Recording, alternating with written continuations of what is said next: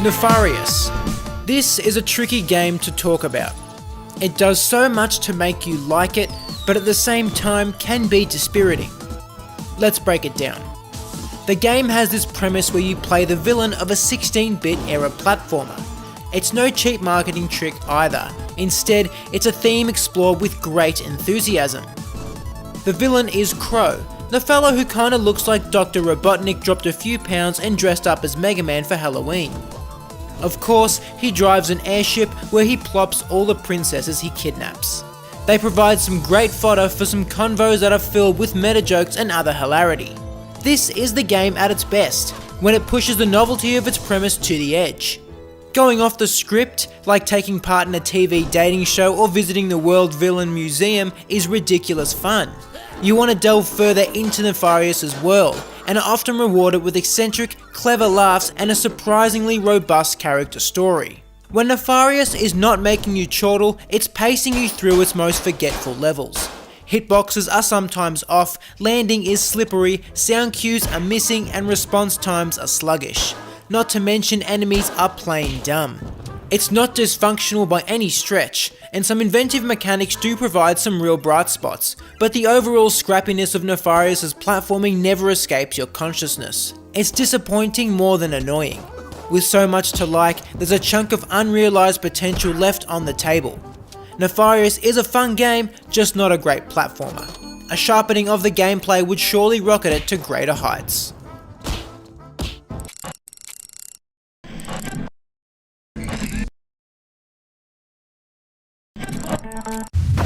Listen up, recruits. The bugs outnumber. Hive Jump channels the aesthetic of the early Metroid titles.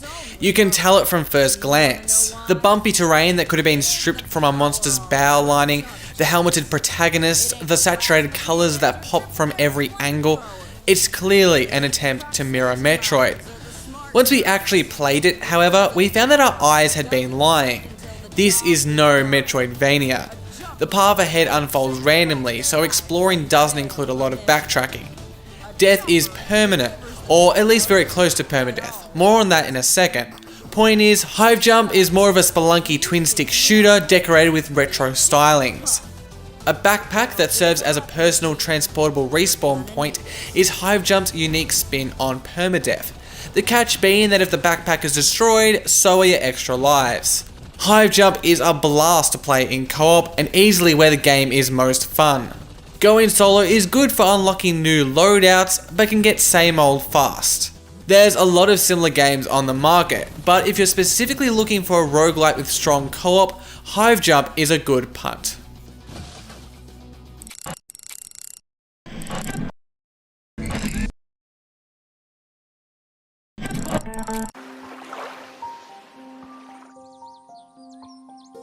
Adventure game Milkmaid of the Milky Way churns a ripping yarn out of its provincial Norwegian setting.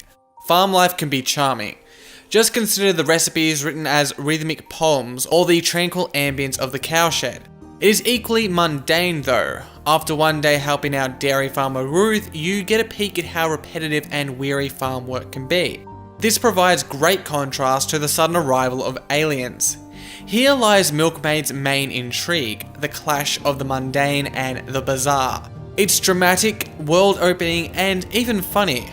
Gameplay is classic point and click, collecting and grabbing items to solve puzzles. It's okay, but we recommend it for the journey. That and all the art and sounds lovingly made by Milkmaid's only developer, Matisse Folkstad. You can find Milkmaid of the Milky Way on both mobile and PC. We have to think it's one of the more sophisticated games you could play on your phone. For PC players, the 1 to 2 hour length may prove too short.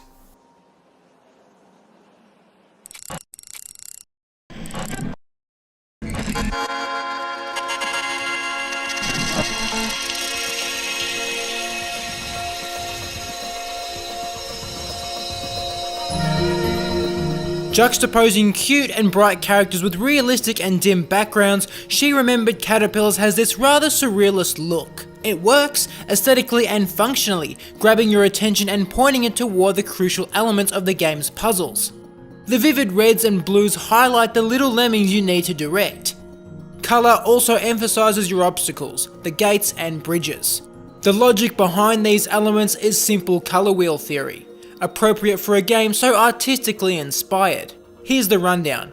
Little lemmings can only cross the bridges of the same colour and be blocked by gates of the same colour. So red lemmings can cross the red bridges and are blocked by the red gates.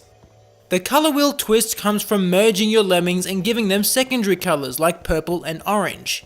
This complicates the rules a little, as you probably know purple is a combination of red and blue. As such, a purple lemming must follow the rule set of both blue and red obstacles. It can cross both blue and red bridges but is halted by both blue and red gates. The puzzle concepts of She Remembered Caterpillars appear simple, but are in fact more detailed. It's just like its surrealist art that blends caricature with realism.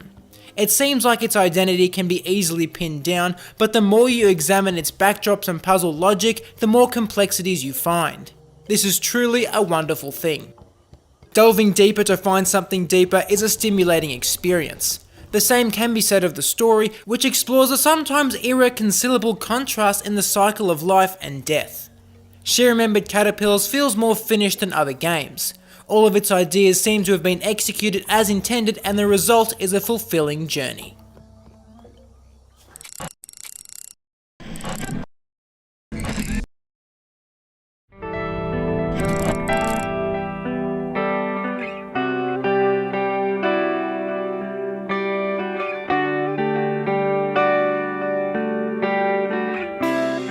Horror lives and thrives in the dark. Without clarity, reason abandons the mind, leaving it to guess wildly until fear brews. Shine a light on the dark, however, and it turns out those fears were just constructs of our imagination.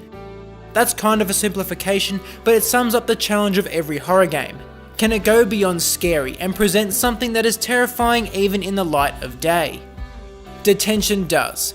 The Taiwanese-made product is set in the 1960s, as an oppressive martial law known as the White Terror suffocates Taiwan. The fear of communism spreading from mainland China has led the military to imprison thousands of citizens on suspicion of dissidence.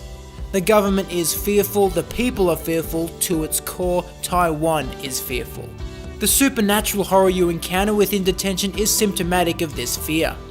Abominable creatures that chase you in the shadows have not broken out of a lab or spawned because you reached a checkpoint. They're manifestations of the nation's paranoia and worry, and that is what makes detention so profoundly chilling.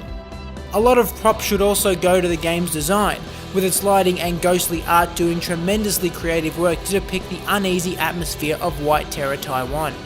The story that takes you through all this tension is equally impressive.